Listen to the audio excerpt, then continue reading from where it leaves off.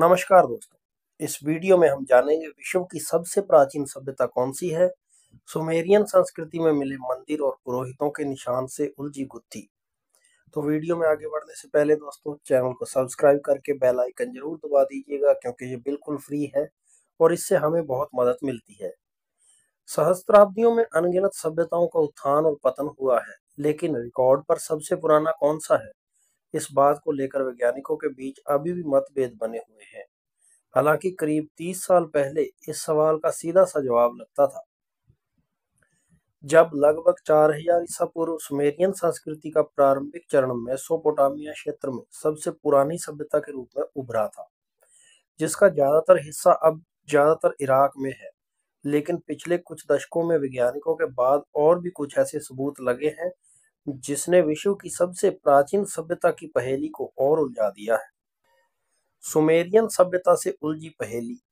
Sumerian सभ्यता का नाम प्राचीन शहर सुमेर के नाम पर रखा गया है, जो पूर्वी इराक में आधुनिक शहर कट से कुछ मील दक्षिण में स्थित था। पुरातात्विक सबसे पुराने सुमेरियन चरण को उरूक काल कहते हैं, जो दक्षिण पश्चिम में लगभग 50 मील 80 किलोमीटर की दूरी पर समान रूप से प्राचीन शहर उरूक के बाद की स्थिति है, जहां कई सबसे पुरानी सुमेरियन कलाकृतियां पाई गई थी। लेकिन पिछले कुछ दशकों में सामने आए सबूतों से संकेत मिलता है कि सुमेरिया के पास मौजूद सबसे पुरानी सभ्यता होने के खिताब को प्राचीन मिस्र सहित कुछ और सभ्यताएं छीनने के लिए तैयार है। जिस परिभाषा के तहत सभ्यता का निर्माण होता है वो अस्पष्ट है, लेकिन आमतौर पर एक संस्कृति को कई पहचान हासिल करनी होती है, तब जाकर उसे सभ्यता का खिताब मिलता है। कैसे मिलता है सभ्यता का खिताब? किसी सभ्यता को मान्यता देने के लिए उसे कई पैमानों पर परखा जाता है, जैसे उसका शहरीकरण यानी शहर, सिंचाई और लेखन। और सुमेरियों के पास ये तीनों चीजें थी। लगभग 2000 ईसा पूर्व के बाद सुमेरियन सभ्यता सीधे मेसोपोटामिया में बेबीलोनियन सभ्यता की ओर ले गई, जिसमें गणितीय थ्योरम्स जैसे त्रिकोणमिति और अभाज्य वर्ग और घन संख्याओं की खोज करने का श्रेय दिया जाता है, जो 1000 साल से ज्यादा के प्राचीन यूनानियों द्वारा विकसित अवधारणाएं हैं। सुमेरियों ने बनवाए विशालकाय मंदिर। अमेरिकी इतिहासकार सैमुअल नो क्रेमर के अनुसार सुमेरियों ने अपने शहरों में जिगुराट्स नामक विशाल मंदिरों का निर्माण करवाया, और उन मंदिरों में पुरोहितों की मौजूदगी के सबूत भी मिले हैं, जिससे पता चलता है कि सुमेरियन सभ्यता में देवताओं की पूजा की जाती थी और सुमेरियन सभ्यता में पूजा प्रथा का आविष्कार हो चुका था और लोग धार्मिक हो गए थे। विशाल सुमेरियन पंथ में कौन से देवता सबसे शक्तिशाली थे, यह स्थान और समय पर निर्भर करता था। इस सभ्यता में आकाश के देवता को अनु कहा जाता था। उदाहरण के लिए उरुक की सभ्यता में लोकप्रिय थे, जबकि सुमेर में तूफान के देवता एनिल की पूजा की जाती थी। स्वर्ग की रानी को इन्ना कहा जाता था और माना जाता है कि वो शायद उरूक में प्रजनन देवी रही होंगी। उनकी पूजा अन्य मेसोपोटामिया के शहरों में फैली हुई थी, जहां उन्हें ईशर के नाम से जाना जाता था, और हो सकता है कि इसके बाद में आने वाली सभ्यताओं को प्रभावित किया हो। प्रचलित है कई कहानियां। इस सभ्यता की कई कहानियां भी प्रचलित हैं, और एक कहानी हिब्रू बाइबल के नूह की तरह है, जिसके दैवीय क्रोध के कारण आई एक भीषण बाढ़ के दौरान अपने परिवार को बचाने के लिए जानवरों के साथ एक जहाज का निर्माण किया था। ये कहानी गिलगमेश के महाकाव्य में संबंधित है।